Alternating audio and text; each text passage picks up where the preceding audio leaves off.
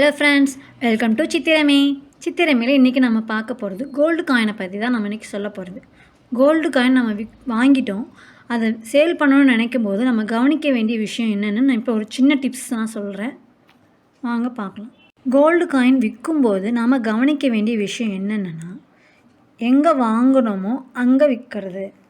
ஏன் அப்படின்னா, நாம் வாங்கும்போதே நம்ம ஜிஎஸ்டி எல்லாமே ஜிஎஸ்டி பே பண்ணி தான் நம்ம வாங்கியிருப்போம். அதுக்காக தான் இது நம்ம சொல்கிறது. அடுத்தது கோல்டு காயின் வேல்யூ அதிகமாக குறைவா அப்படின்னா, கோல்டு காயின் வேல்யூ வந்துட்டு அதிகமாகிறதும் கம்மியாகிறதும் அந்தந்த கோல்டு ரேட்டு அடுத்த நாள் அந்த நாள் கோல்டு ரேட்டை பொறுத்து தான் நம்மளோட காயின்ஸோட மதிப்பும் இருக்கும். அடுத்து 24 கேரட் பெஸ்ட்டா இல்லை 22 கேரட் பெஸ்ட்டா 18 கேரட் பெஸ்ட்டா அப்படின்னு பார்த்தோம்னா, நம்ம ஃபஸ்ட்டு முதலீடு பண்ணுறதுனா 24 கேரட்டில் சேவிங் பண்ணுறது தான் நமக்கு பெஸ்ட்டு. இன்வெஸ்ட் பண்ணுறதும் அதுதான் பெஸ்ட்டு. ஏன் 24 கேரட் பெஸ்ட்டுன்னு சொல்கிறேன்னா, எந்த டிடக்ஷனும் பண்ணாமல் நமக்கு அது அமௌண்ட்டு ஃபுல்லாக நமக்கு வரும். அந்த 24 கேரட் ரேட் என்னவோ அந்த அமௌண்ட்டு கொடுத்துருவாங்க நமக்கு. இதே 22 கேரட் அல்லது 18 கேரட்னு வாங்கினோம்னா அதில் நமக்கு டிடக்ஷன் சொல்லிவிட்டு 2% அதுக்கு மேலே எக்ஸ்ட்ரா பர்சன்டேஜ்லாம் போட்டு நமக்கு பிடிச்சி தான் நமக்கு தருவாங்க.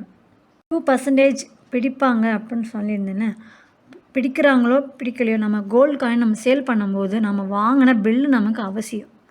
இந்த பில்லு நம்ம எப்போயுமே ஒவ்வொரு சின்ன கிராம் நம்ம கோல்டு காயின் வாங்கினாலும் அதற்குடைய பில்லை நம்ம சேவிங்ஸாக அதை பத்திரமா நம்ம ஒரு லாக்கர் போட்டாச்சு நம்ம பத்திரமா பார்த்துக்கணும்.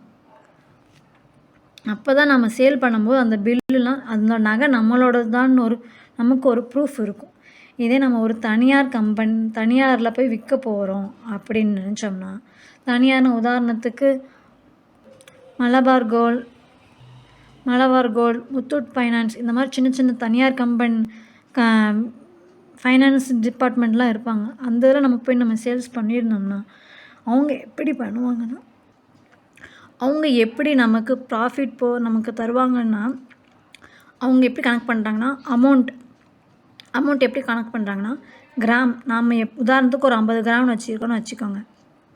நாம் வச்சுருக்க கிராமு 91.6/100 இன்ட்டு கோல்டு ரேட், அன்றைக்கோட கோல்டு ரேட்டை போடுவாங்க.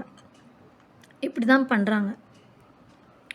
உதாரணத்துக்கு 15 இன்ட்டு 0.916 இன்ட்டு இன்றைக்கோட கோல்டு ரேட் என்னென்னு வச்சுக்கோங்க. ஒரு உதாரணத்துக்கு 5700 இல்லை 6000 கூட வச்சுக்கோங்க. அந்த அமௌண்ட்டு தான் நம்ம கையில் வரும். நாம் அங்கேயே வாங்கி அங்கேயே விற்றோம்னா தான் நமக்கு ப்ராஃபிட். இதே நம்ம ப்ரைவேட்டில் போய் நம்ம சேல் பண்ணோம்னா நமக்கு வர ப்ராஃபிட் எப்படி கிட்டத்தட்ட ஒரு ₹2 5,000 வரைக்கும் நமக்கு கம்மியாயிடும். நம்ம கஷ்டப்பட்டு நம்ம சிறுக சேமித்தது இன்னொருத்தங்க சாப்பிட்றதுக்கா? அதனால் நம்ம எங்கே வாங்கினோமோ அதுவும் நம்ம வாங்கிறது நல்லா